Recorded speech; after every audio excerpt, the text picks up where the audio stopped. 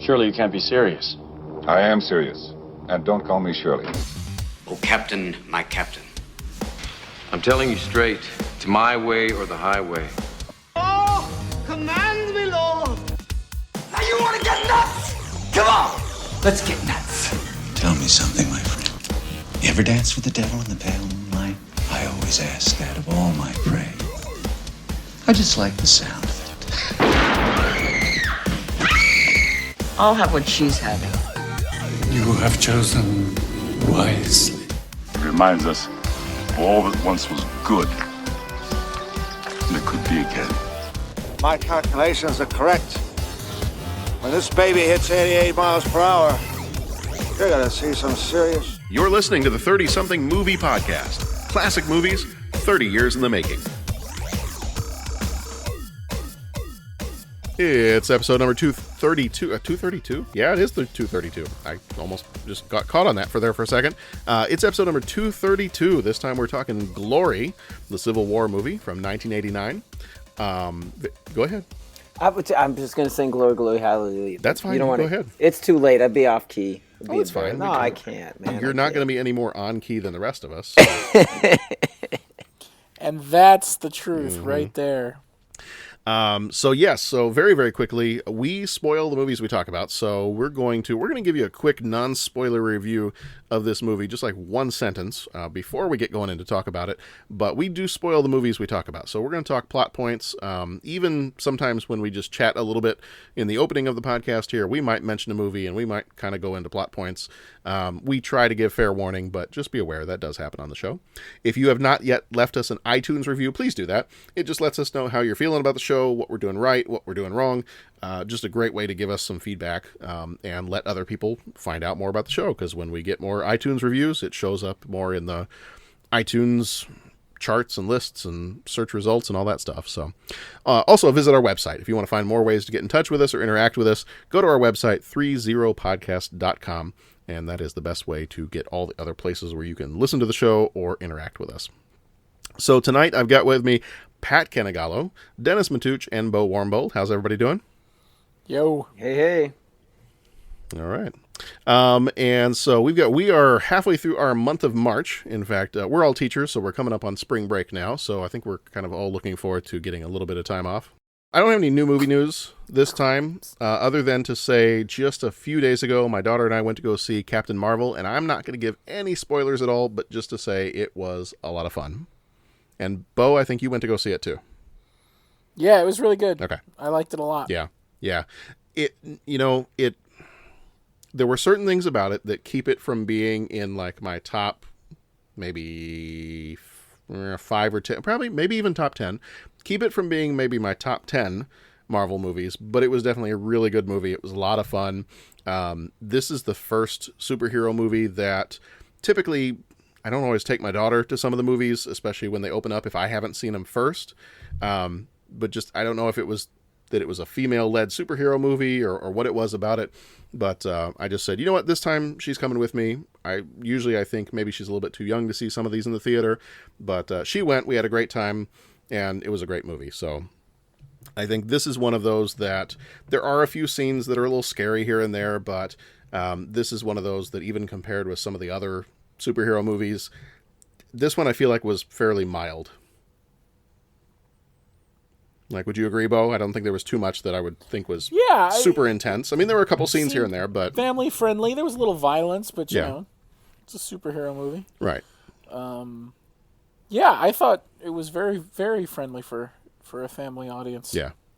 So good movie. And I really loved, I don't want to give away what they were, but I really, for anybody who's going to go see it, I really loved the Stan Lee cameo, because I think this is the first one after he passed away.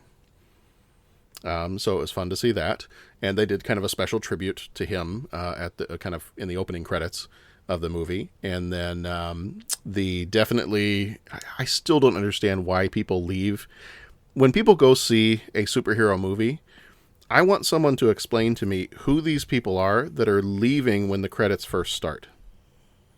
Have they not? Maybe they have to. Maybe they really have to pee. Then there's a lot of people that really have to pee. But if they not. Yeah, but you know what you do if you have to go to the bathroom? Then you'll leave, really quickly and then because come I've done back. this, Yeah. run and go There back. were some people that did that in the Yeah. one I was in. Yeah, but this, Like, I you just could tell people left and they came running back in. Because we even actually pulled out the camera and recorded the end scene because one person was in the bathroom trying to make it back. So we actually, I don't know if it was a law broken, but we just filmed. Yeah, it that's so we mostly could see illegal. what happened. Okay. That was Yeah. it. Yeah, I think so. Okay. We deleted after. So. All right. Well, so I don't have any other new movie news, so we'll just jump on. We'll jump in the DeLorean, head back to 89 very, very quickly. So this week in 89, March 20th through 26th. On March 22nd, the American football player J.J. Watt was born. On March 24th, the Exxon Valdez spills 11.3 millions of gallons off of Alaska. And then March 26th, the first free elections in the USSR were held. I don't know if I should put free in quotation marks. Probably. Probably. And Boris Yeltsin won those. The top book this time was Star by Danielle Steele. The top movie is Fletch Lives, directed by Michael Ritchie. It's starring Chevy Chase. And the top song is Lost in Your Eyes by Debbie Gibson. So very, very quickly before I jump into the movie info, this is something new that we're going to start doing these next couple weeks on the podcast and probably going forward from here. If anybody is listening and they want to stop because they haven't seen this movie before, we're going to give them just a very quick, if you can give me out of 5, so out of 5 stars, what would you give this movie? And just one real quick sentence that doesn't give away anything necessarily about the plot. How do you feel about this movie? So if people just want to know if they should see it or not, we're going to do that now, and then we'll get into the spoiler-filled discussion later. So very quickly, out of 5 stars, what do you give this one? And one quick spoiler-free sentence on whether they should see this or not, and why. I'm going to say yes, because it's awesome. And that's about the best way I can sum it up. Glory is a very appropriate title for this movie.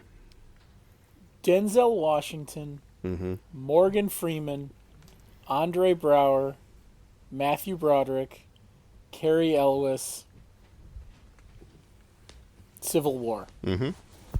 That's mine. Yep. I'm going to give it 4 stars, too. I didn't say my stars. I'll give it 4 stars. Oh, yeah, I would agree with that. Yes, 4 stars. Pat, 6 stars out of 5? I'd say 6 out of 5 and just perfection. Okay. Yeah, I'm gonna go with 6.5 out of 5, and soundtrack, everything you mentioned, inspiring. Just a powerful moving film. All right. Well, we'll go into more detail, but we just want to give you, if you feel like you want to stop and watch this movie before we talk about it, you obviously have a resounding go watch it from the rest of us. If you care about our opinions, I'm assuming you do somewhat because you're listening to the show. But we'll just jump on into some background here on the movie, and then we'll get going after we play the trailer for you too.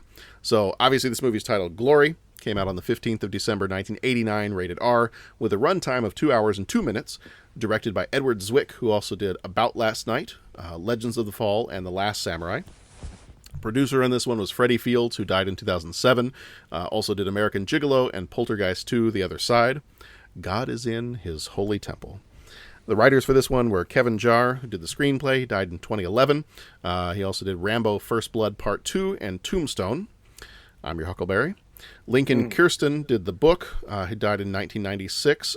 My understanding is this is kind of based off of the letters of Shaw, of Robert Gould Shaw, and a couple of different books. It sounds like they kind of mixed some stuff together. So Lincoln Kirstein wrote the book Lay This Laurel, and then Peter Burchard wrote the book One Gallant Rush. And so it sounds like they've kind of mixed a few things together to make this movie.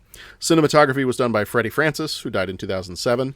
Apparently 2007 was not the year to be named Freddie, because the producer Freddie Fields died in 2007, and the cinematographer Freddie Francis died in 2007. 2 different people, but so don't have your initials be FF and die in 2007. Okay. The Elephant Man and Cape Fear were also done by him. Music was done by James Horner. Never heard of him. Died in 2015. He did The Rockahoo. That guy. Yep, The Rockahoo, Legends of the Fall, Braveheart, all of those things. Budget on this one was $18 million. Box office was $26.8 million. In terms of reviews, Rotten Tomatoes critics gives this a 93%, Rotten Tomatoes audience gives it a 93%, IMDb gives it a 79%, Letterboxd gives it a 74%, and CinemaScore, people who went to go see this in the theater and were asked as they were leaving how they felt about it, CinemaScore gave it an A. Starring Matthew Broderick as Colonel Robert Gould Shaw. He was in Ferris Bueller's Day Off and The Cable Guy. Denzel Washington was Private Trip. He was in Training Day and Fallen. Cary Elwes was Major Cabot Forbes. He was in The Princess Bride and Robin Hood Men in Tights. Morgan Freeman was Sergeant Major John Rawlins. He was in Driving Miss Daisy and Seven. Jimmy Kennedy was Private Jupiter Sharts. It's just a fun name to say. He was in The Dream Team. Andre Brower played Corporal Thomas Searles. He was in City of Angels and Homicide: Life on the Street. John Finn was Sergeant Major Mulcahy. He was in Catch Me If You Can. Donovan Leach Jr. was Captain Charles Fessenden Morse. He was in the 88 version of The Blob. And J.D. Cullum was Henry Sturgis Russell. He was in Forever Young. Here is the trailer, and we will be back in just a moment.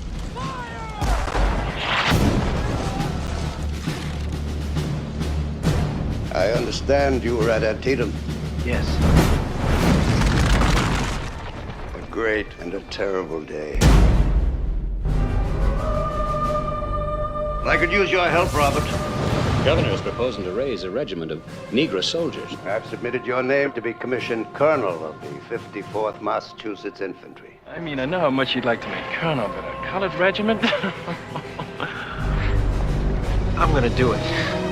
Dear Mother, the men learn very quickly. Faster than white troops, it seems to me. They have risked their lives to be here. They have given up their freedom. I owe them as much as they have given. I owe them my freedom. My life, if necessary. 1911. I can knock something down with this. 1 million loyal readers want to know what happens when the men of the 54th see action. Ain't no dream. We run away slaves, but we come back fighting. 1,000,001. Marching is probably all they'll ever get to do. And they gotta know that nobody's gonna let them fight. Am I right? Let you take your regiment out to fight. When? Just as soon as I can write the orders.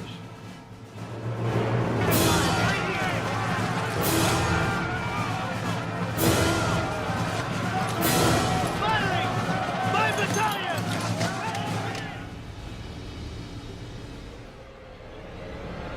Here they come!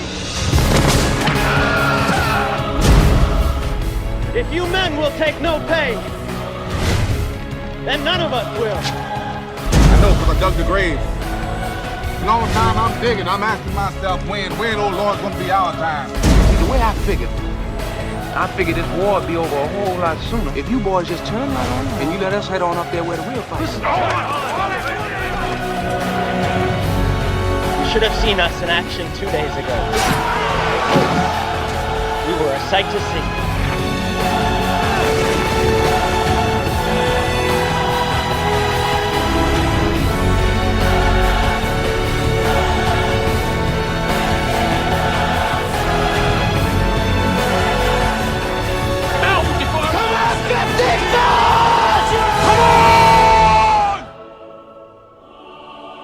If tomorrow is our great getting up morning, if tomorrow we have to meet the judgment day, we want them to know that we went down standing up. Yes, Lord. We want them to know, Heavenly Father, that we died for freedom.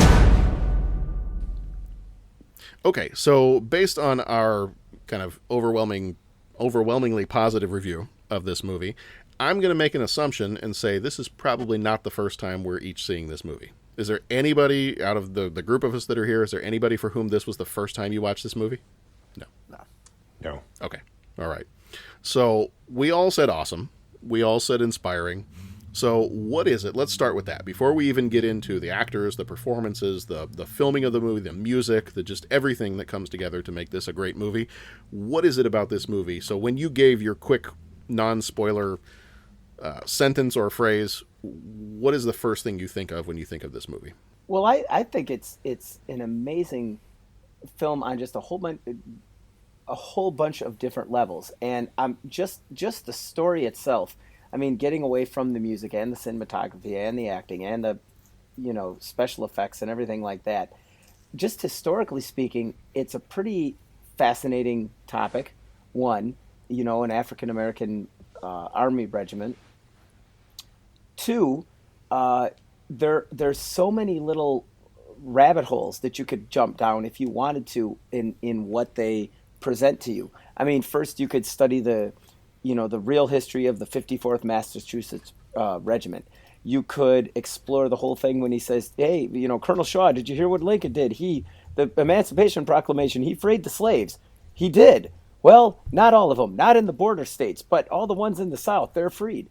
Well, now if you're not a student of the Civil War, it's like, oh, well, he only freed some of the slaves. What? So you can go and research that. You look at the different commanders. You've got him from the what do you call it, New England, and then you have the other lieutenant colonel from Kentucky, and just the way that they treat the African slaves, or former slaves, I should say, differently. That provides a jumping off point. There's so many different just the warfare. I want to take a look at what warfare was like in the Civil War. Well, that shows it. It's really just they put so much in there, but the movie flows very nicely. I mean, it's not like you're watching an 8-hour documentary that's like, okay, we got to trim this down.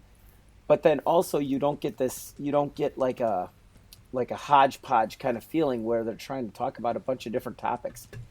Anything that's pertinent is mentioned, so that if your ears perk up, you could go research it.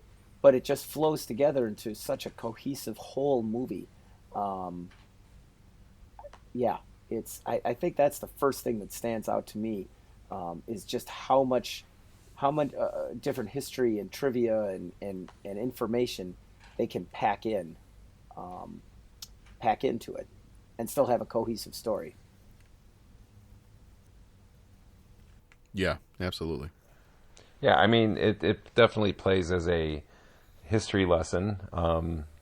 Like if you watch that in class, I mean, I don't know how anybody can not be, you're educated, and you're also like, again, like the inspiring words we're using, and emotional. I think I cry every time I see this at some point. Yeah. I think I'm crying now thinking of it. No, I mean, seriously, like the part, and it's one of those movies that without, again, I know we've already given the spoiler alert, correct? Yeah. Okay. It's one of those movies that at the end, you're just hoping that there's a different, that somehow you could change the ending. Mm-hmm. And I think of Braveheart. I think of, like there's movies where you're just like, yep. The ending, no, this has to happen. No. Like they have to win. Like something has to happen differently at the end. You're hoping for it every time because you care about the characters so much that you can't accept their fate, even though it's inspiring and everything else. You're still just pulling for them, and just it's every single time. Yeah, I've seen. I don't know how many times I've seen this movie, but every time I see similar to the thought that I wish something different would happen at the end of this movie every time I watch it. The other thing, every time I watch this movie, there are certain scenes of this movie that just break your heart every time. Yes. Yeah. And in particular, when he has to, when Shaw is the commander, and when they have to whip that Denzel Washington's character. Yeah. And then when when his friend Thomas comes to talk to him, and he has to turn him away and say, soldiers who want to address their superior officer must get permission. And that's after he's been struck in the face and he was crying and breaking down. Just those scenes. Those moments, yeah. Every time I watch this movie, I'm just like, that hurts. Yeah. Like, just, oh, man, that's, yeah. Yeah.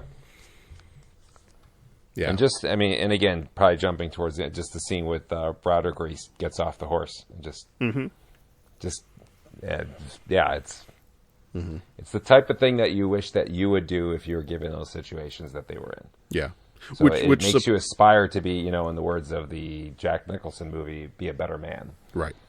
Which supposedly Shaw really did do in real life. That he jumped off his horse and he stood with his men, and and that was the thing that I had not read before this, before watching it this time, was that apparently it was in some notes on the movie, maybe on IMDb or Wikipedia or somewhere, but that when he died in the assault on Fort Wagner, that the Confederates dumped him in a mass grave with the other African American soldiers because they thought that would be insulting. And his dad, I think it was his dad, heard about that and said, no, actually that probably would have been a very proud moment for him to know that he was buried alongside his men, regardless of what color they were. Yeah. I thought, you know what, that's kind of, you don't expect to hear those kind of stories from 130 years ago or 150-ish years ago. You don't expect to hear those kind of stories given the difficult history of race we've had in our country, difficult to say the least. But just, and the fact to find out that a lot of his, as they were reading a lot of his letters, it's just taken word for word from a lot of his letters. Mm-hmm. So, yeah, I just... And that's, I think, what kicks in, too, is that, when you, like, I remember looking, you've got more of the history on it right now, but when I first saw this way back in the day, like, back at the time it actually probably came out, I remember looking up so much to see, like, okay, I was just moved by this story so much. Mm-hmm. How much of it is Hollywood, right. How much of it is real, and when you find out how much of it is apparently real and based on those letters, and I remember thinking, wow, this is like pretty darn accurate. Yeah. Then you're even more in awe because you're like, you figure it's Hollywood embellishment to make you feel something, and and even like Braveheart has a lot of that going on and stuff that you look at. You look at this story and you're like, it's just amazing. Like, you don't need to write anything else in. It stands alone as an inspiring, awestruck type of film. It's so that's the power of it, I think, and it's definitely one of my, I know we've done those top 10 lists, or you guys did them. I don't think I ever got to do mine, but it's one of the ones that always jumps in my probably top 10 lists. Oh yeah. How do you change it? Because that comes back to my criteria for a lot of those is how would you make this better? You can't. I can't. You can't. Like, you can't remake this. You can't do it better. You can't have a better cast. You can't have a better soundtrack. You have a better story. And the fact that it's based on so much reality, it's just the ultimate perfect story. So whoever said perfection at the beginning was pretty spot on. And the scenes just build so well. I mean, I think you were talking about Fort Wagner and all that. The assault on Fort Wagner, just the way that whole thing builds up with him looking out into the ocean, and it's just peaceful and almost. And then, it pans over, and they start that slow, they go at the quick step and then at the double quick, and then pretty much it's charge. And the music and everything just really, it really brings you into the story.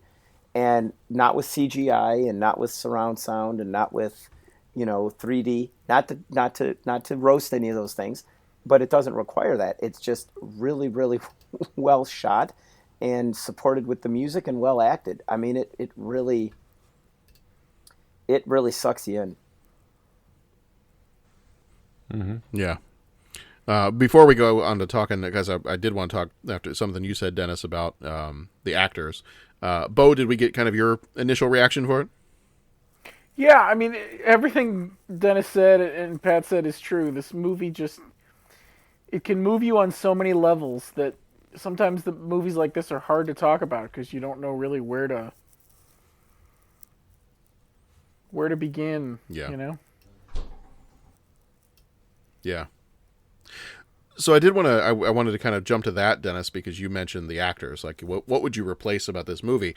And I will say the first time that I watched this, because I didn't watch this as a kid. The first time I watched this, I was a little bit older. It might have been high school, maybe college. And I think that one of my first thoughts was, Matthew Broderick as a leader in the Civil War. Yeah, I'm not sure about that. But then when I realized, because I did some of the same things you did, and I looked it up, and I was like, oh, well, no, actually, Shaw was 25 when he died, so he was really young for a leader. And actually, Matthew Broderick does a great job in this movie. Mm-hmm. It's not... I think that... I don't know if for his part, I don't know if I can tell the difference between some of the acting in the movie on his part does at moments seem a little wooden, but I also wonder if part of that is just a very as a person in actual history, if he was feeling out of place commanding this, regiment of African American soldiers. Was it being a little shell-shocked from Antietam? Was it, so was he acting that, or was some of his acting a little wooden? Other than that, that's the only criticism I have of this movie, is that there are times when I'm not sure if Matthew Broderick has the strongest performance, but everybody else in this movie is amazing. I actually, I mean, I don't know. I've always felt that he does a great, like I said, like you said the same thing, looking up in the age, and he was a younger person. But to me, I think I thought he does a nice job in creating kind of the struggle that he's going through of trying to, like his moral upbringing and his sense of values and morals of what he thinks is right. But also, has to be in command, and there's a certain order that has to happen in the military. And right, you kind of have to be detached too, and then detaching, but then also not detaching when it becomes an issue of racism, and it's not, just orders or whatever, that those orders are wrong. Yeah. So I think he does a really good job, because he's like not necessarily 100% brave all the time about it, but he knows, and he's trying to pick his battles of what to fight and when to fight, and he knows he's in a hard place, and he's trying to get them to kind of understand that as well. And I think the sense of empathy comes across for me. So I thought his performance was good. I mean, You've seen it more recently than I have, so I think I've seen it last it was about a year ago, probably a year or two ago. So I didn't watch it all just now, but it was about within the last year or two with the kids and stuff, and I mean, the kids thought it was great. Is there anybody from the rest of this cast, and this question is for everybody here, is there anybody in this cast that you look at right away and you just immediately leap to their performance as being the strongest one? And I think, at the very beginning, Bo, was it you that just immediately said Denzel Washington? Mm-hmm. Is he the one that we leap to as being the performance in this movie, or is there somebody else? I probably would have said Denzel back a few years back, but rewatching it again, something about Andre Braugher was so awesome. Maybe I couldn't appreciate it a few years ago when I saw this movie, and maybe it's appreciation of Andre Braugher himself, seeing him now more often in a completely different role, but he just was amazing in this movie. Yeah. Well, and I think that he's got an interesting character in it, where Denzel Washington, I think Denzel's phenomenal. I think it's great, but I think his character was probably one that we may have seen before. Like, sure. Where I think, he's playing that angry, and to a great degree, and then Andre Braugher has the education and he's on both sides. He's kind of in the middle a little bit, and navigating, I think, those waters was probably a tougher role to do in some ways. Well, and those two, the characters are just polar opposites. Because he's also seems like, to a certain degree during that film, he's like not necessarily 100% accepted, or he's questioned by the African American troops, and he's also not one of the white troops. But he's educated, and he's kind of like this in between character, and he's not quite accepted by anybody right away. In some ways, I feel like there's a little bit of that, so it's tougher waters to navigate. Well, I love where Denzel Washington stands, where a lot of these other people stand, and he kind of seems like he's sort of like in between. He's not quite accepted by either group, and when I say accepted, I mean he has are you one of us or are you one of them type of thing for both. Well, that's why I like that scene where they're marching and they come across the field slaves that just recently, got out, and Morgan Freeman is having to translate for him. Yeah, because he doesn't understand what they're saying. Yeah. Yeah, that. I had forgotten about that scene until I saw it again. I found myself quite amused. So, do we have a favorite scene in this movie? Is there something that jumps out to you? I know I don't remember who said it a few minutes ago, but all the parts of this movie just kind of build on each other.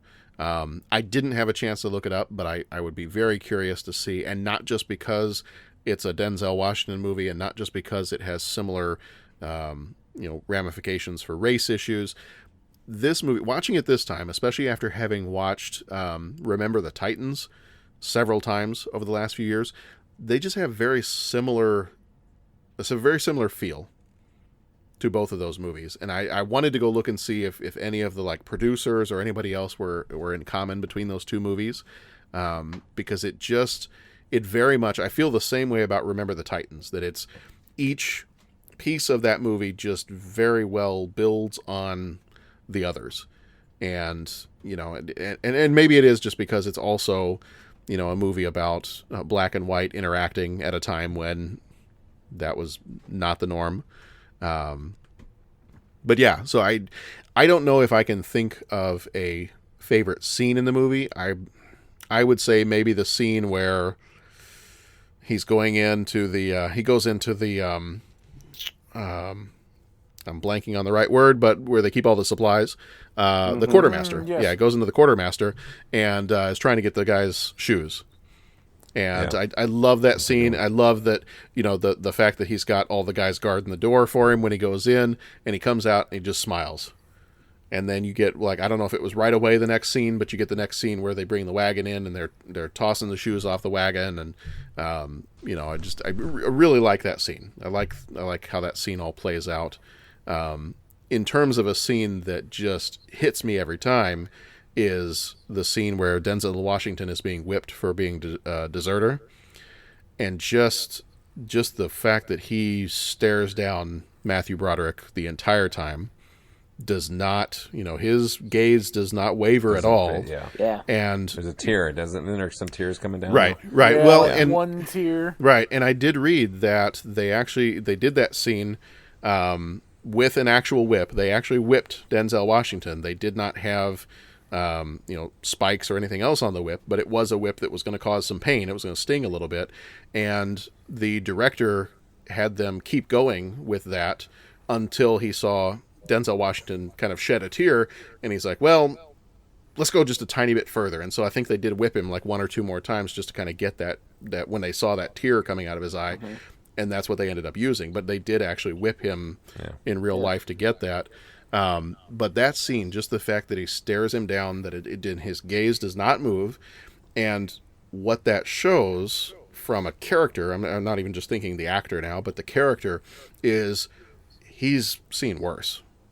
Like, you know, this is almost not even I don't want to say it's not a punishment, but it's like, well, maybe what I did, this is easy. Like, I've had worse. So go ahead, give me your worst, because it's not going to be as bad as what I've gone through before. Yeah. And that scene gets me every time. That's a good scene. Yeah, that's a powerful scene.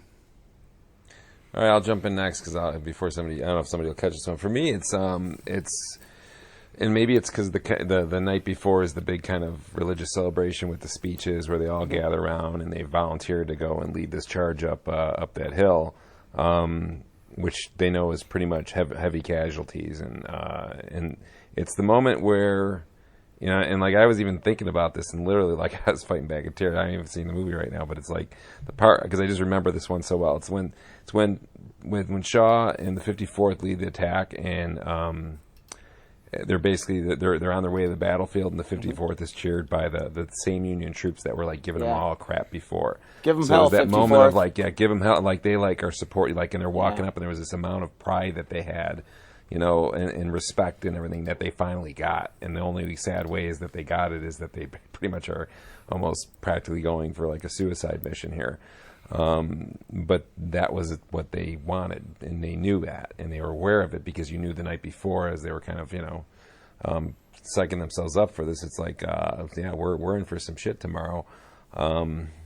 But when they start walking to the battlefield, and the Union troops that were scorning them and yelling at them and everything else, and basically so rough on them before, had now respected them. I think that's just that moment just is probably one of the more powerful to me.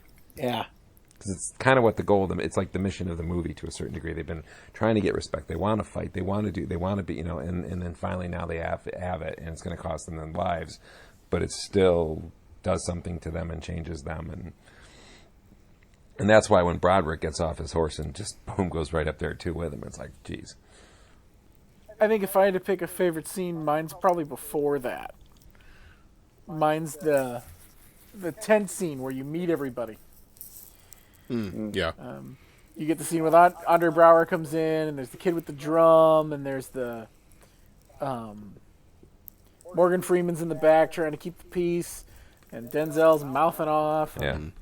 That tent scene has my favorite kind of exchange in the movie. One of my favorite lines in the movie, when they ask Denzel's character, "Where are you from?" And he says, "I'm from Tennessee. I ran away when I was about 12, and I never looked back." And then Sharts says, "What you doing since then?" And he says, "I run for president." Ran for president. And everybody just kind of looks at him. He's like, "I didn't win, though." Didn't win, though. Yeah, that's good stuff. You know, we were talking about that final battle and the drama, and I agree that scene gets me every time. I'll tell you, I like the scene where they're all around the campfire the night before, and Yeah. I mean, just because it's such a powerful scene, A, but B, here's going to be the music geek side of me. I mean, you talk about, you know, like showing like a predecessor to American blues and American jazz music. It's all right there. And it's really great to, you know, when you're trying to describe it to kids, to just show them that scene and say, that's the roots of so much of our music that we listen to. I mean, anything, you know, from hip hop to rock to rap to whatever comes through jazz and blues, which came through, you know, those spirituals and work songs and all those things that you're listening to right there. And so I really like that scene. I mean, like I said, I think the scene works, you know, for the sake of the movie, and it shows off, you know, the African slave culture, and how that, you know, one of the foundations of our American culture, you know, with music. So I'd like that scene a whole lot. So, and then that can kind of take us right into music. So the music in this, it's James Horner. We've talked a lot about James Horner. He's done a lot of the different movies we've covered on the show so far. I will say for this movie, I wish I had seen this movie first, because when I hear the soundtrack to this movie, I just think, oh, cool, Braveheart. Now, that's not a knock on this movie, and it's not a knock on Braveheart. I love both of those. But it's one of those, and we've talked about it before, it's one of those examples of you hear a few different James Horner movie scores, and you're like, oh, okay, yeah, he clearly likes to reuse some of his stuff. And again, that's not a knock on it at all. I still love the music in this. I do love some of the, you know, in some of the battle scenes, he adds the choir piece to it that I don't think you get in Braveheart. But you just see, I mean, there are very similar, you know, it's got that similar section with the bells, you know, kind of when they're going into battle. It's the same as when they're charging the battlefield in Braveheart. And I think it just works, because Braveheart's another movie that I absolutely love. That movie. It's inspiring. It's everything we've mentioned with this movie is the same way I feel about that one. And so for both of those to have similar soundtracks, I think that's totally fine with me. Like, I don't have a problem with that. But since you opened the door by talking about music, let's take a minute and talk about James Horner. So, that's the only thing I'd say about the music for this one is I wish I had seen this movie before seeing Braveheart, because I don't want to shortchange this movie, but I do hear the music and I think, oh, it's the same music as Braveheart. But Braveheart was after. Yeah. So, yeah, I mean, I saw it before, so to me, I've got the opposite perspective. Okay. Yeah, does the music, this maybe is kind of a silly question, because I think we've already said a little bit of this, but what does the music do for you in this movie? I really like this soundtrack. This was one of the first soundtracks I think I picked up. As something to listen to? Yeah, it was one of the same. And I just, you know, this... The choir? Yeah, the choir piece. I think that really adds a whole lot. I like how they work in the Civil War marching tunes, you know, the flute and drum corps kind of stuff, and then how that will be playing while they're marching, so it's like part of the scene. The music's like in the scene, but then it just kind of transitions into the overall score, and I like that. The way they do that, and to me, to my ears, it sounds fresh. Now, I don't know if I saw this before Braveheart or not. But to me, all of this music sounds very unique. So, I mean, I'm kind of, and maybe I just need to listen to Braveheart again. See, I almost get a little bit more of like Braveheart and Titanic the same. Okay. But and it's just it's there's no right or wrong. I'm not trying to say that. Yeah. The only thing that sounds like something else is the very end, what they play during the credits when they show that bronze plaque that's up in Boston, and it's when they're playing that music, it sounds like the end of Backdraft. Like that's the only similarity. But again, I saw this first, so okay. This sounds like the original to me. Yeah. And I would agree because I saw it first. So the other ones, if anything, sound more like the copy. Yeah. I don't know if you're doing the scene again too. The other scene that or maybe it's the quotes, but it's the if you ain't careful, that's all you'll ever be. The scene where he kind of tells Denzel Washington off when he's giving Brower trouble. Yeah. And he goes off and he gets up, and I think that scene always sort of stuck with me too, because again, the look that Denzel Washington, as he delivers that last line to him, to Denzel, he just stares out, and you can see something's clicking inside. Mm-hmm. So what's his name just said, you have all this hatred, you have all this thing in the world, and he talked about, I buried all these men, they're fighting for you, and da-da-da, and if you ain't careful, that's all you're ever going to be. It's just such a great, wise, older guy telling off the kind of the young, angry boy. Maybe it's that speech you sometimes want to say to certain kids, as a teacher sometimes, but he's able to just tell it, and he just does it in such a way, and the impact you could see on Denzel's face, where they just hold on. He's almost tearing up there, and even in fact, he's a little glassy-eyed and kind of just staring off. And they just leave that on him for a second. He's just staring almost right past, what's his name? Like you could tell he's in some deep thought of what he just said. I always like that scene. Yeah. This has probably the most silence that we have after somebody makes comments. Yeah, I think it still all just sinks in. I think it's the movie makes you think enough, and then the things other people say make you think a little more. And I'm just replaying it in my head. Like I'm just going. It really is a moving and powerful film. It just really, really can stick with you. They keep on grabbing the flag at the end, Yeah. Yeah. Like just, if this man falls, who will pick up the flag? Yes. Yep. Yep. And I'm telling you, the first time I saw that movie, because I had no idea how it ends, I really was like, didn't know. I think I was just in a mood for a while after, because I really thought, I knew some of them were going to die, but I thought they'd take the hill. And then when they put the thing at the end that the hill was never, I think it was never taken, right? Right. Yeah. Like there, you're waiting. Like even that, you're just going, "But the hill was never taken." Like it never. I need to see that it was taken, and they took a part in that victory. So why did you make this movie? Exactly. Yeah. Right. Like they lost. Yeah. And you're going, but they didn't lose. So it was a conflicting feeling of you wanted this traditional, good ending, and it is, but not in the way that you were expecting it as you were watching it. And I might be You off. have to be happy with the fact that when they lay Matthew Broderick's body down and it lands next to, and he just kind of rolls over and it's the body there, and to me that's like, unfortunately, it's your good ending. Yeah. And that's what you have to take. And I might be wrong, but I don't think that they ever took the fort, and I don't think they ever needed a fort. I think they just bypassed it.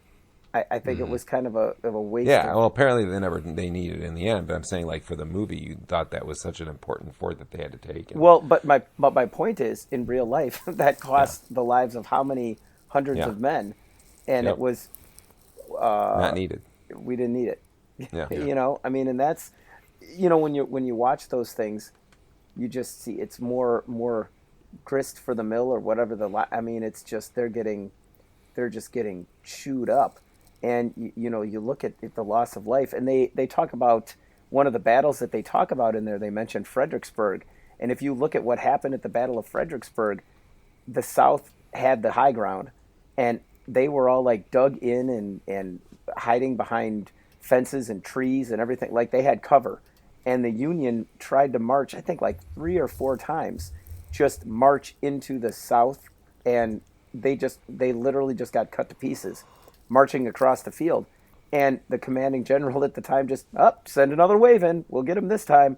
Yeah. And it's just like, at what point is this like,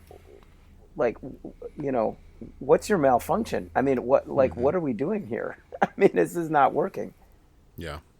Well, that's, and I feel like they give you a little bit of a heads up earlier on in the movie when Shaw and Tripp, Denzel Washington's character, are having a conversation, and they have that little back and forth of, what's the point? Nobody's going to win this. It's going to go on and on. Mm-hmm. And it's like, well, it can't go on forever. Yeah, but nobody's going to win this.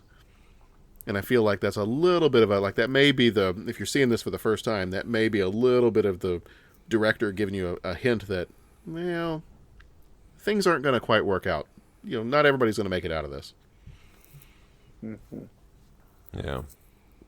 Kind of like when we were just watching Rogue One again about a week ago, and just that one point when they're leaving the ship, when they're on the Scarif planet, they're leaving the ship, and he looks back at the pilot and says, "Stay here. You're our only way off this place." You're like, okay, well, clearly something's going to happen to him, and they're not going to get off, and then it's all going to go bad. See, and I when I heard that speech, I thought that was almost kind of like this isn't going to resolve race relations in this country. Mm-hmm. Now, obviously, the character of Tripp is not going to be, it wasn't supposed to be this omniscient, could see 100 years into the future. But I mean, I think that's where this movie just succeeded so well in giving you stuff to think about. And okay, well, what happened? Were the slaves freed and suddenly everything, everyone lived happily ever after? Well, no, it didn't quite work out that way. I mean, fast forward to what's been going on in just the last couple of years. It really can initiate that deeper conversation. Yeah, we might win here, but that's not going to change anything. Yeah.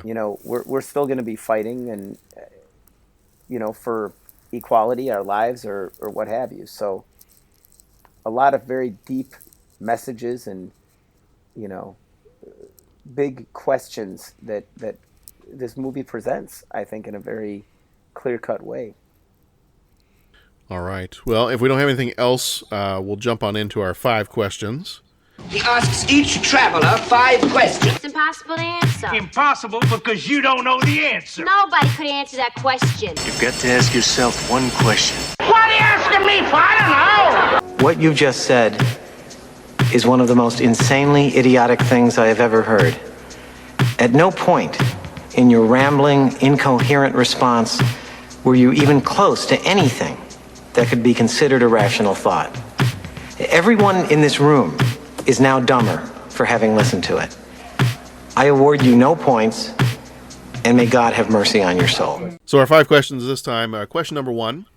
What is your favorite piece of trivia related to the Civil War? So is there a particular, not even necessarily from this movie or from this story, is there something related to the Civil War that just, when you heard it for the first time, you were like, that's kind of cool? Oh, does it have to be cool, or can it be... Oh, it doesn't have to be cool. I mean, just something that interested you. So here's mine. Yeah. Missouri sent 39 regiments to fight in the siege of Vicksburg, Mississippi. 17 to the Confederacy and 22 to the Union. Yeah, Missouri. That's not if that's not the Civil War in microcosm, I don't know what is.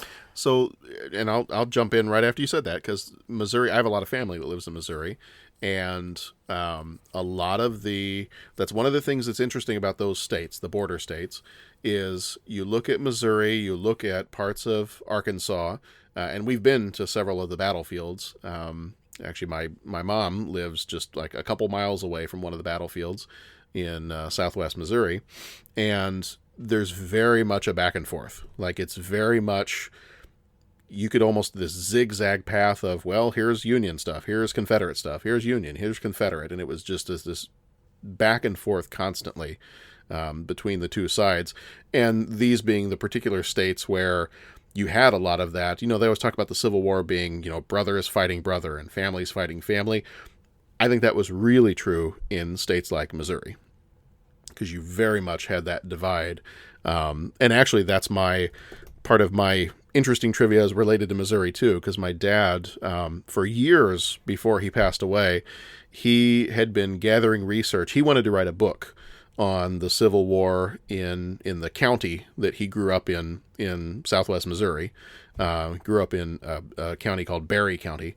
And one of the interesting things about Berry County, and I hope I've got this right, the town that a lot of my mom's side of the family, and that's my mom and dad, met in that town, went to high school together.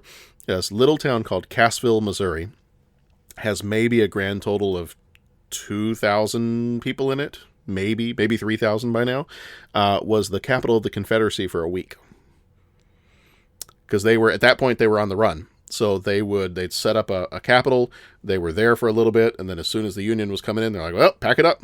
And so they packed up and they were on the run. But my dad, actually, I have it all in several boxes out in a storage room that we've got, that all of his research, all of his Civil War stuff from Missouri and Arkansas and Oklahoma and just that whole area. I don't have any time to go through it right now. I don't, I'm probably not going to write the book that he wanted to write, but I have stacks and stacks and stacks of history and genealogy and all that other stuff of people in our family or people in that part of Missouri that were, in some way involved in the Civil War. Very cool. But that's mine. That the town that I lived in for 1 year and that most of my family is from was the capital of the Confederacy for about a week. All right, I'm going to go with, well, for me, I mean, and again, one is one I knew before, and then I did kind of look up one based on the question just to make sure, like, 'cause I'm like, is that one everybody else knows? One was the amount that, like, and I wanted to see if it was still true, was that more people died, more men died in the Civil War,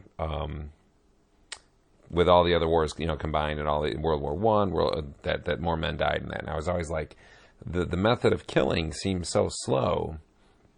Like the rifles, the accuracy, I always knew that was always an issue. You could only shoot from a certain distance and, and all that. And you didn't have big explosions. And I mean, you had cannons, but you didn't have the same, type of bombs that we have now. And I always thought, like, how did that possibly happen? But then when you find out that 2/3 of the men died from disease, because they were in these close camps, marching together. There was malaria, there was mumps, measles. They were catching all these things because it was just a breeding ground for everything. So 2/3 of the men, in a battle that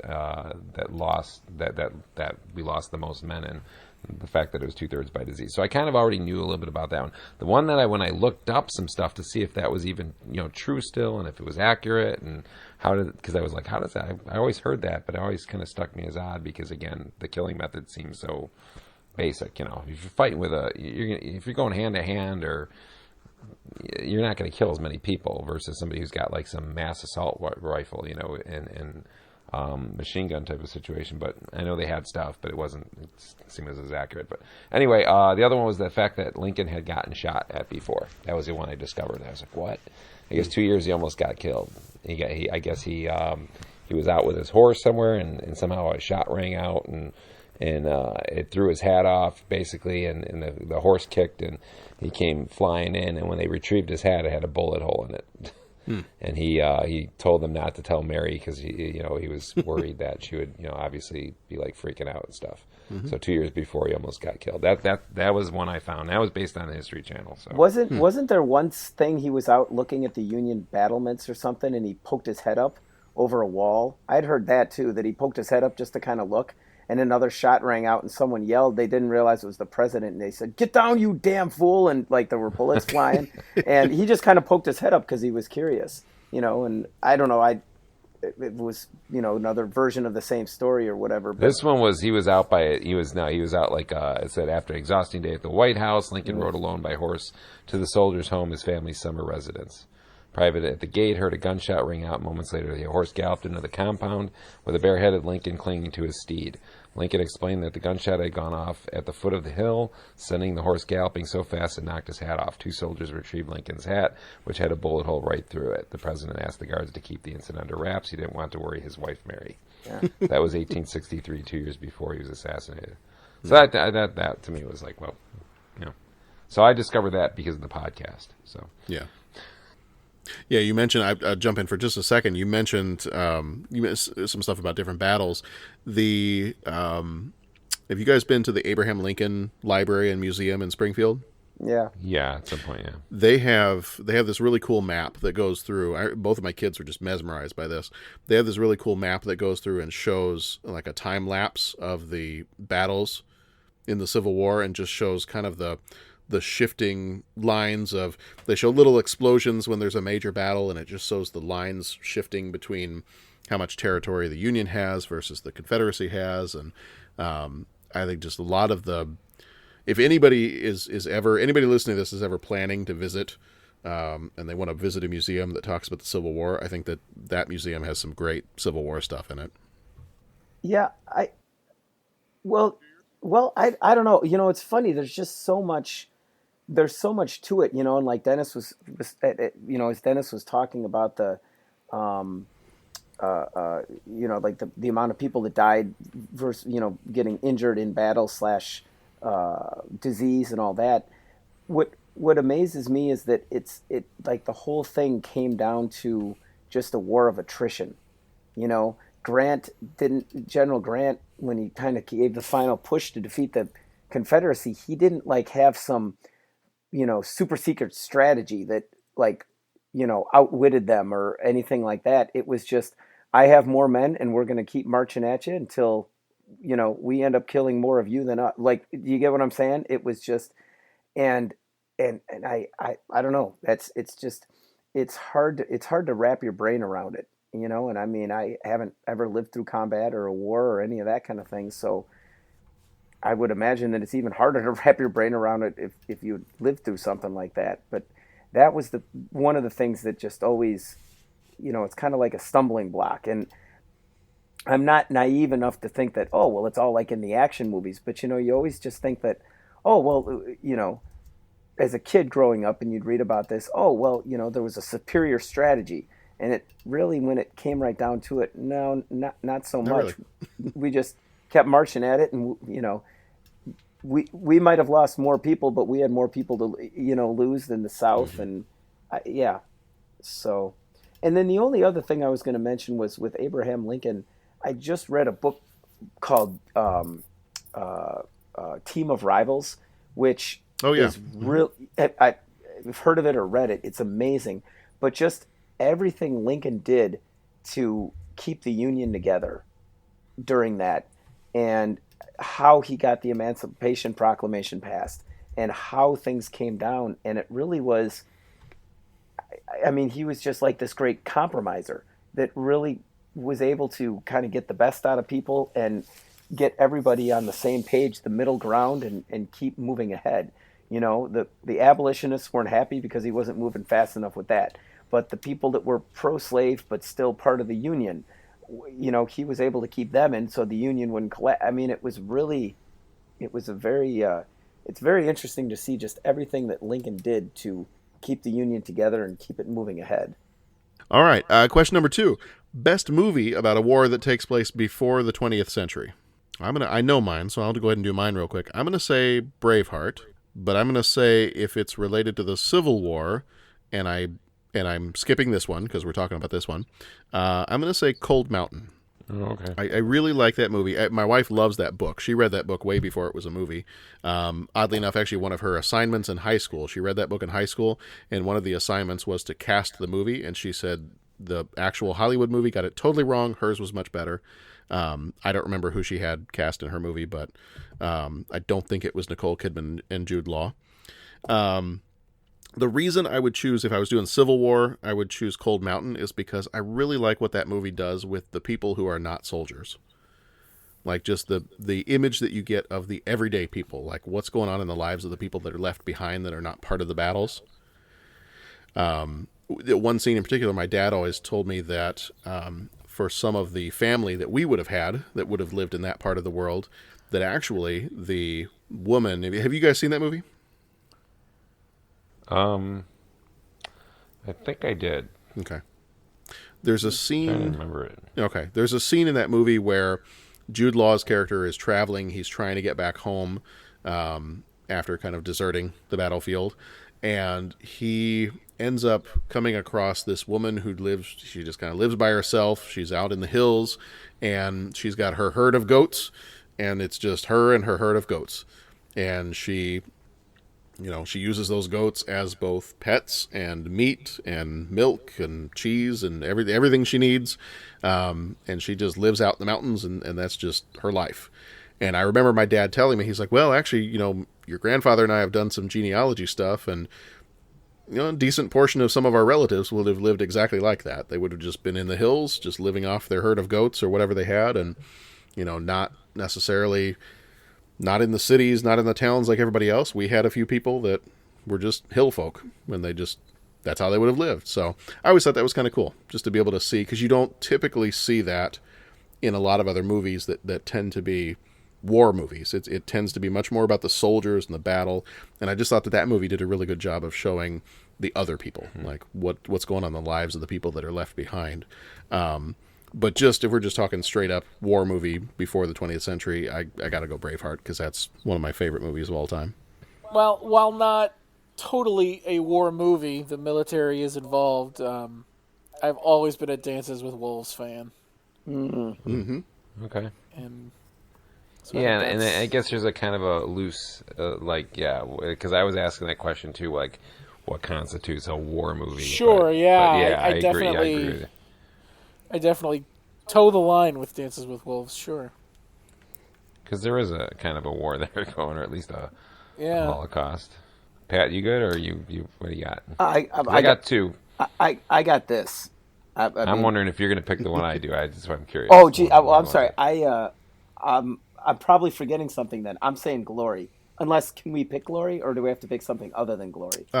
Do something other than Glory. Oh. Then I have to defer. Okay. All right. So my first inkling was like one of the ones that popped up. Yeah, one of my favorite films as well is Braveheart. But I'm going to go with two other ones, since I knew John was going to probably say that, or somebody would. One you may not have seen, Zulu. Oh, love Zulu. Haven't seen that one. So Zulu. Love all right, Zulu. So Zulu is one. Yes. Michael Caine Yes. is in that. And that one's a good one. I think there's also some nostalgia, because that was one of my dad's, repeated VHS tapes that got played when we were growing up. And then the other one I thought maybe Pat might have gone with is, I'm going to go with The Last Samurai. There you go. I think The Last Samurai. So that's my two. Yeah, I like that one. That's a good one.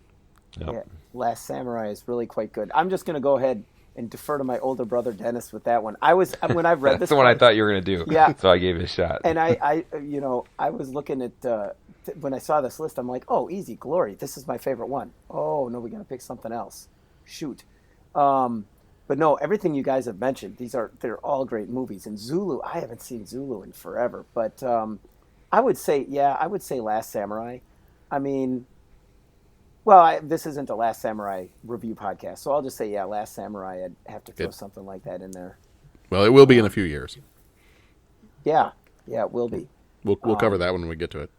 Yeah, what was that? 2004? I think so. Yeah. We got a few more years yet. Yeah, it's like 14, 15 years. Yeah. No one said Star Wars. I'm kind of amazed by that. Well, I mean, if we were going that route, I might have said Rogue One, but okay. Yeah.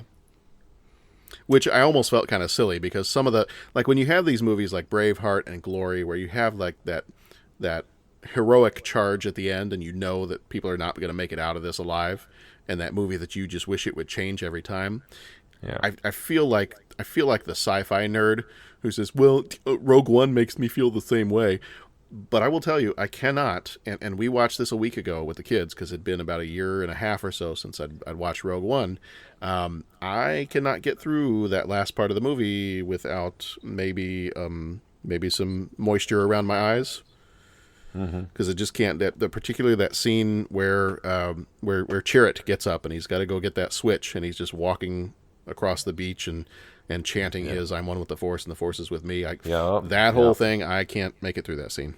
Yeah, and that has. I know that that's fiction, and these are based on a true story, but it's the same feeling that I have every time I watch that one. Yeah, I would agree with that. Yeah. The other movie that I always think of, the one that I don't know if you guys think of this, but it's not a war. It's not. Well, I mean, it takes place during the war, but it takes place in a prison camp. The other one that every time I watch it, that I'm just hoping it ends differently, where it's just like, oh, come on, Joe, go a little higher, is Steve McQueen in The Great Escape, just with the bike. Get over, just jump get over. I know. Oh, I leave my seat. I think every time when I watch that, just yeah, a little bit over. See, and your stipulation is that the movie is in the 1800s or it's got to be before the 20th century. Before the, because I was going to say the Sand Pebbles, but I'm not sure when I think the Sand Pebbles, that was like early 1900s, so I think that one doesn't qualify, because that was the other one I was thinking of. Okay, so. I've never heard of that one. Oh, really? Yeah. Oh, put that on your list. Tell me more. Steve McQueen, and It's Japan, and I think it's it's China. Yeah, it's China. Mm-hmm. It's I China, just looked it up real fast. It's either the Boxer Rebellion or 1926. Oh yeah, I'm way off on that one. Mm-hmm. But and they're on a riverboat and they have to go rescue some missionaries. What was that? I don't know why I'm thinking it was Japan. Okay, yeah, in war-torn China. Okay. Well, Last Samurai. Maybe what you were no, thinking for some reason I still thought it was. Okay. Okay. Yeah, I'll throw that one on the watch list. But yeah, Dennis, thanks for helping me out. I'm taking Last Samurai. That one's okay. All right. Well, I couldn't get you guys to do this with one of our Arnold Schwarzenegger movies, but I'm going to try again this time. I would like each of you to say the following line from The Shawshank Redemption in your best Morgan Freeman voice. Oh, boy. Get busy living or get busy dying. All right. It's just offensive to somebody. I think I'm offended. Yeah.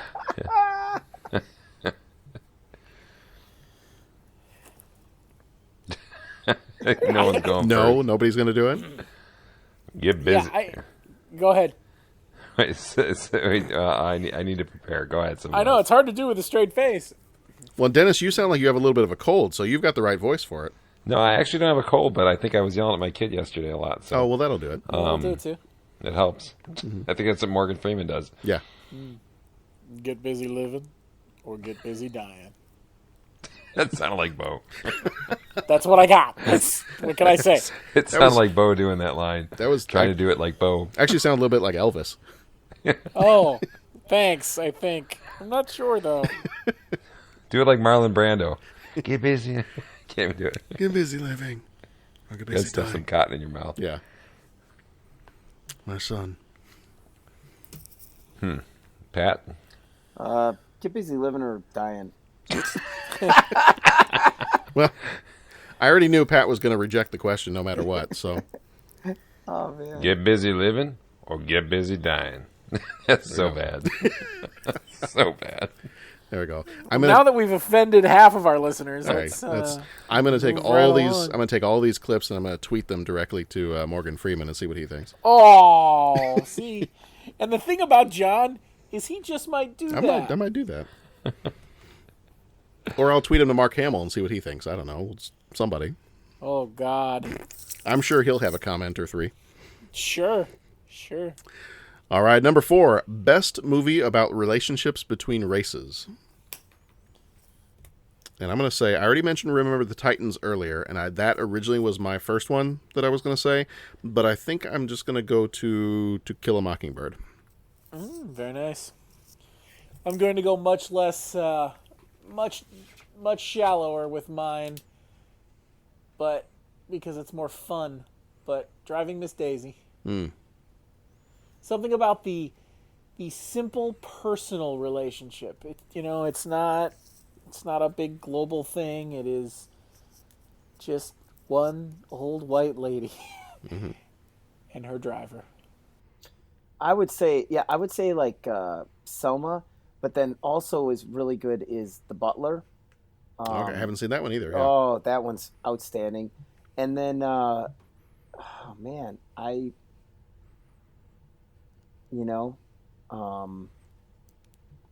yeah, I guess those would be the two that really stand out, I think, for myself. Mm-hmm. And I guess, you know what? I didn't word this question that the relationship has to be positive. So I might even throw in the movie Get Out. Mm-hmm. Because, I mean, there's obviously a message. Yeah, I haven't seen that yet. I've heard great things, though. Because there's a message about relationships between races in that movie, but what you see in the movie is not positive. But that's part of the message. Mm-hmm. So yeah, I guess I could throw that one in there too because I didn't specify that it was positive relationships between races. You thought of one, Dennis? I mean, one of my favorite. I mean, I guess it's not necessarily race relations, but there was one called The War, but that was more the kids. But I'm gonna go. I'm gonna skip that. I'm gonna go with what's the Denzel Washington one where he's the football player coach? Is it Remember the Titans? Yeah. Remember the Yes. Titans. I'm gonna go yeah. Remember the Titans. Okay. And then I'm also gonna go with the number two that had popped into my head, which is the dang it! Like this actually probably would be my number one. I just couldn't think of it. It's A Time to Kill. Yeah. Okay. That one's Time to Kill with Matthew McConaughey and Yeah, Samuel Jackson. good one. Yeah, that's because I really think good. the speech at the end of that one is so awesome. Mm-hmm. The court speech. Close your eyes, and he goes through the whole thing. He goes, "Now I want you to open your eyes," and he's like, "Pretend it was a white woman or a white girl." You know, the whole thing at the end, like that speech is just so good about empathy and putting yourself in how we, I think it was just I love that movie. And my daughter had just seen that recently and loved, and was like, I want more movies like that. Yeah, we all do. Why are you not telling me about all these movies? I'm like, I told you about that one. Now I think about it, I should have had Die Hard with a Vengeance on there too. All right. Final question. Question number 5. If you were going into battle, who would you rather have as your commander, Ferris Bueller or David from War Games? Oh, David. Ferris Bueller. David. All right, we got 2 Davids. Dennis said Ferris Bueller. I'm going Ferris Bueller. So the David Camp David, why do you say David? Bo and Pat. Well, you asked me who I wanted my commander to be. Right. Ferris would be a good time, but I don't know if I want him leading me into anything except a party. Okay. Yeah, Ferris Bueller is not a stand-up guy. I wouldn't. Yeah, I wouldn't trust him with that. He's too worried about himself and all that. And David from War Games, I'm trying to remember David from War Games. I think he was just kind of a computer hacker guy that, right? Mm-hmm. Wasn't that? Yep. Okay. Would you like to play a game? Yeah, and so I don't know. I fall into the trap too. I hate to say it. I've gotten old. I watched Ferris Bueller, and now he just looks like a jerk. I mean, It was like, dang man, that guy's just a jerk. So yeah, I wouldn't Get that kid off your lawn. Yeah, Okay. I wouldn't follow him in the combat. Sorry. Okay. Well, I'll be curious to hear what Dennis says. Actually, Dennis, go ahead. Why did you pick Ferris Bueller? I think I'm just gonna say because he's. I understand. Like, I mean, was he mischievous? Was he some of those things? Yeah, I don't think he ever did anything that was majorly hurtful, though. So I don't think he's a bad guy. He's just a kid who figured out his way and figured out the system and how to kind of. And I think I didn't really ever take him as necessarily a mean or vindictive or any of those kind of bully or necessarily type of kid. So I don't think the moral aspect creeps into it as much as me, because I think you have to respect who your commanders. But to me, it's the fact that he was so intelligent and could figure out a way to win all the time. Mm-hmm. So he figured out the best, like he knew, and he never gave up. And no matter how much he might have been in trouble, he figured a way out of whatever mess he was in. So I think that's my thing, is the ability to think quickly on his feet, come up with creative and often, yes, mischievous solutions, but he was able to do things and rig like his room and the phone and the picking up the girl. Like, yeah, there's definitely a certain mischievous element, but I don't think it's anything like he was doing anything immoral, robbing people necessarily or anything. So I don't think he was a bad guy. So that's why I think I understand Pat's point of view on that, but I don't think there's anything that's like, because values and the moral part of it would be a big thing. You want to have a commander who's got that, but I think when you ask me that question, I'm going, oh, that's the guy who knows how to win. Mm-hmm. He's going to figure out a way to Well, win. he knew how to win because his sister helped him out, or his Well, we're friend talking about got in- Ferris Bueller, but I'm talking in a battle. He would translate those skills. He would translate those skills by yeah. That's why there's pawns on a chessboard. Yeah, the king always wins because the pawns buy the farm for him. Did you ever see the movie Patton? Yeah, I did. You don't win the war by dying for your country. You don't win the war by dying for your country. You make some other poor SOB die for his. I don't think Ferris would be the guy to make the other guy die. He'd be like, well, you know what? As long as I make it to I don't know. I don't know. I mean, he cared about his friends. Yeah. Yeah. All the other kids in school, actually a bunch of people at the school, like, they all looked up to him, so except for his sister, but... One, the sister, that's just natural. The Right. sister's going to be like, They all looked up to General McClellan, too, at the outset of the Civil War. How'd that work out for him? See, this is what I love about this question, and that's why I asked it, because I knew somebody would take it very seriously. we knew who that would be. Yeah, come on, Dennis. You got to lighten up, buddy. Come on. Pulling out General McClellan. You said General McClellan in the same sentence as Ferris Bueller. When's that ever going to happen? Oh, my God. What world have we gotten into that has become the discussion? Well, those are our 5 questions, so that's going to do it for us this time. That's going to do it for us for Glory this time around. So thank you for joining us. Thank you for listening. If you're looking forward to our next episodes and you want to find out where you can listen to those, go to 30podcast.com. That's 30 and the word podcast.com. That's also the best way to find us in all the different social media outlets at 30 Podcast. We're on Instagram, Twitter, Facebook, all those different places. If you want to call into the voicemail line, it's just a voicemail line. None of us are sitting by the phone waiting for your call. We could be, maybe, but none of us are. So if you want to call in, leave us a message, and we'll possibly play it on the show and respond to it. 872-356-6843. Or if you're one of those old-timey people like me who likes to look at the little letters on your telephone, if you still have little letters on your telephone, it's 872-35-MOVIE. Our next episodes are War of the Roses. Guys, are you looking forward to War of the Roses? Have you watched it yet?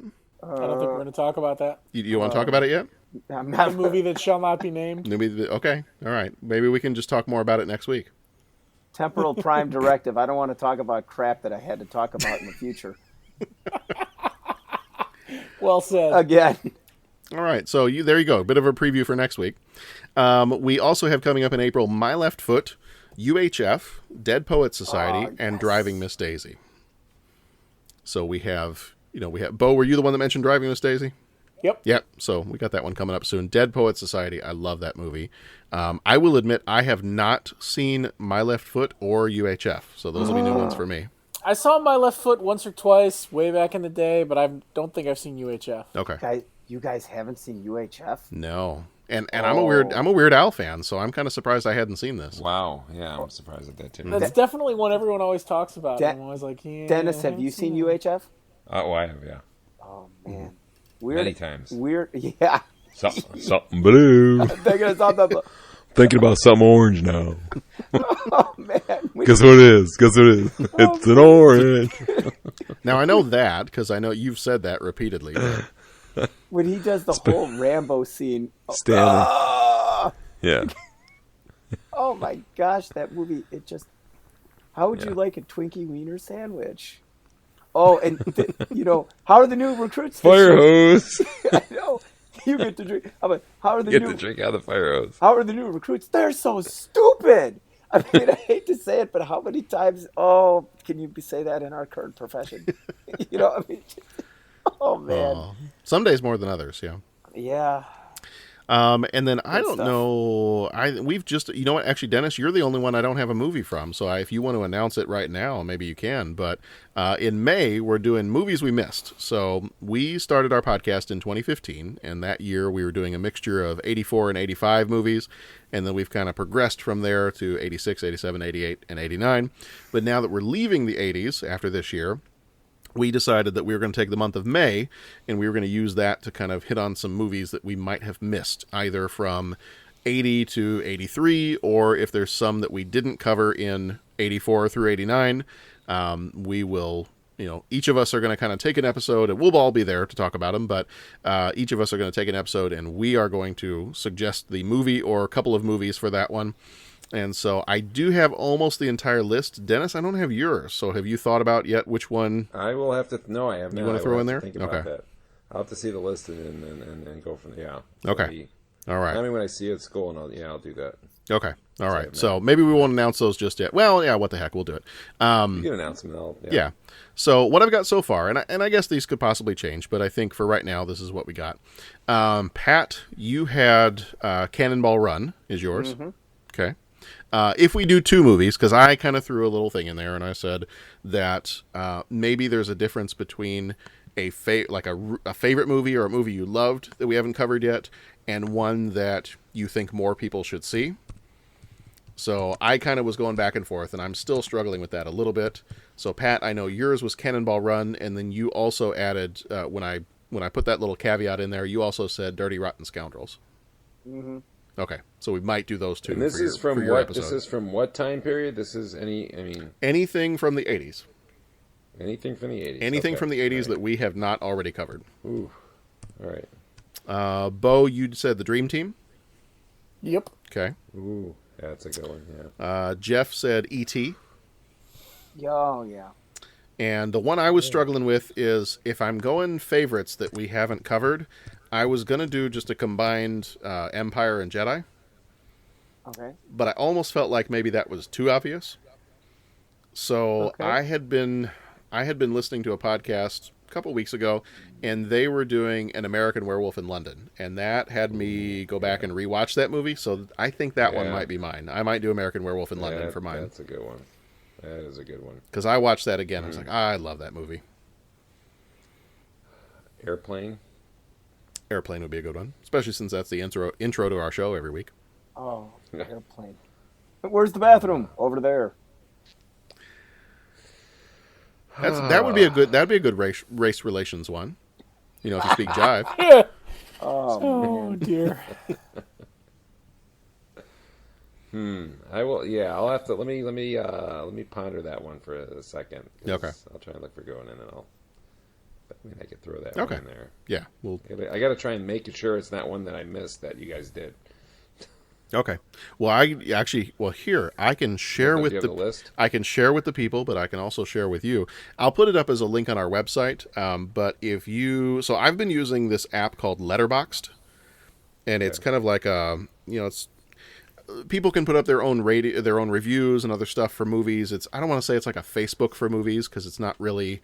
It's not like, well, I guess you do follow other people and you follow their reviews and things like that, but it's a really nice movie app. If you're a fan of movies, it's a nice app to use. They've got their website or the app. It's Letterboxd, Letterboxd.com.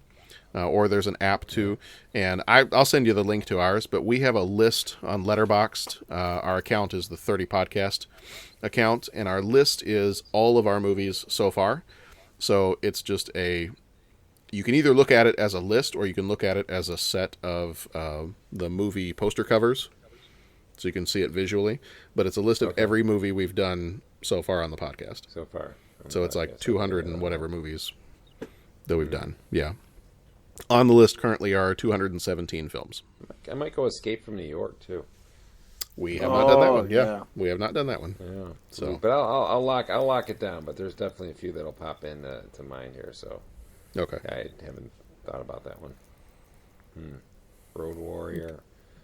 Yeah. Oh yeah. All right. If any of you listening have any suggestions, we may have opportunities, even if it's next year and we're already in the 90s, but you have some suggestions for movies that we didn't make it on our list in the 80s. I'm sure there'll be plenty of times where we can go back and we can do some that we missed during that time too, because we love the 80s, so we'll go back. And we've got a DeLorean. We can do it anytime we want. Anytime we want, we can hop in the DeLorean. So, yeah. So that's going to be our month of May. Is we're going to go through those movies that we missed. So if you are looking forward to that stuff, we've also got some new movies coming up soon that I'm sure we will try to get episodes out. I know that a couple of us saw Captain Marvel, so we may do an episode for that one. I know that Dumbo and Shazam are coming up at the end of this month. Avengers Endgame is coming up at the end of... Actually, Dumbo and Shazam might be April. I'll have to look at those again. Avengers Endgame is April. So we've got a lot of stuff coming on. We're already kind of getting into that movie, that summer movie time. So I'm sure we'll be doing some of those, or we'll just do a big episode where we talk about those. I know Jeff also wanted to take an episode and talk about the Star Wars Galaxy's Edge that's opening up at Disney World, because they just released a whole bunch of stuff on what's going to be there. And I have already just taken my wallet and thrown it across the room, because if I have it anywhere near me, I will just spend all my money there. So I'm sure we'll be talking about that soon too. thank you all for being here tonight. Hey, before you go, I just want, I want to take one more crack at this. So you guys go. be extremely quiet. Let me clear my throat.